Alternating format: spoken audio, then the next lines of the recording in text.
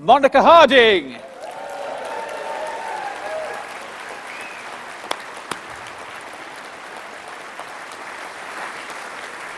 So, Monica, you're now a target seat for the Liberal Democrats. How does that feel to you? Well, what a difference a year makes.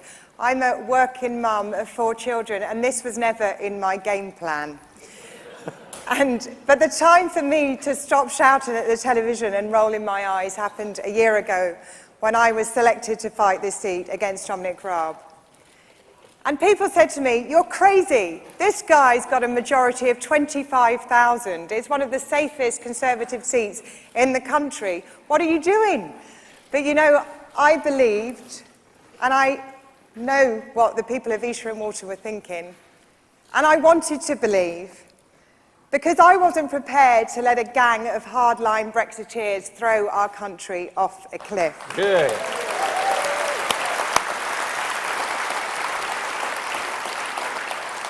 And I wasn't prepared to see our economy trashed and our international reputation trashed and the opportunities that I enjoyed be taken away from my children.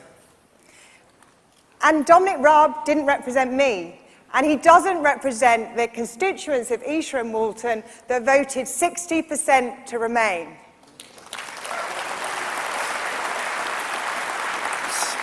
So what's happened in your constituency that's changed the minds of everybody there that they're going to vote and we're going to get a Liberal Democrat gain? What's happened? Okay, so in a year, in the local elections, the Tory vote share declined by almost 20%. How much? 20%. Is that all? Right, 20%. Okay. 20% down. So the next thing, the European elections, we smashed it. We won by 39% in Esher and Walton. Yeah. And you know, I was standing outside polling stations and I had people coming up to me and saying, for the first time, I won't be voting Conservative or Labour, I'm going to be voting for the Liberal Democrats. And they came out of the polling station with a spring in their step and they said, and when it comes to a general election, we're going to be voting for you. Yeah.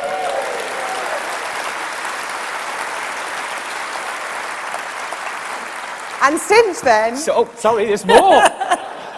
And since then, the predictive polling is putting us sometimes ahead of Dominic Raab and sometimes neck and neck with him and sometimes slightly behind. But there is no doubt, whatever snapshot you take, we can deliver a political earthquake in Esher and Walton with your help.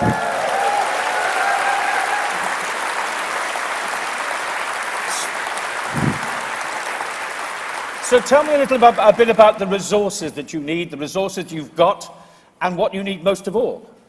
Okay, so let me tell you about the voters that I speak to. They talk about trust. And they want to talk about the trust in politicians. They want to see politicians that represent them with honesty and integrity, that put the country first rather than their own self-interest or the party. And I want to tell you a story. A lady came up to me at an event last week and she said, I have been a Conservative member since I was 4, well, she's been campaigning for the Conservative Party since she was 4 years old. She's been out on the streets in Esher and Walton delivering leaflets. She has voted for every Conservative MP they have ever had in Esher and Walton. And she turned around to me and she said, this is very emotional for me, but I am now going to vote for you, for the Liberal Democrats. And she said, it's very, very hard to leave a party that I have loved. But she said to me, you go and do the right thing.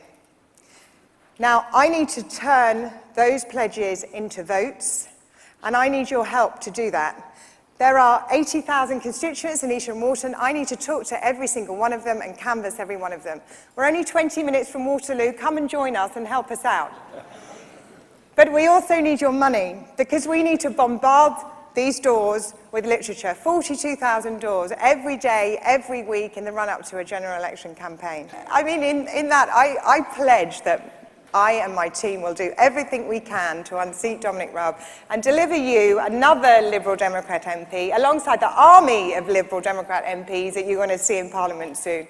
But we need to make the ask from you too, because I'm doing this for my children, and I want you to do it for my children too, and our children, and our grandchildren, and those young people that didn't have a vote in 2016. We need to do this for them. So please put your hands in your pockets and give us some money. Monica Harding! Thanks very much.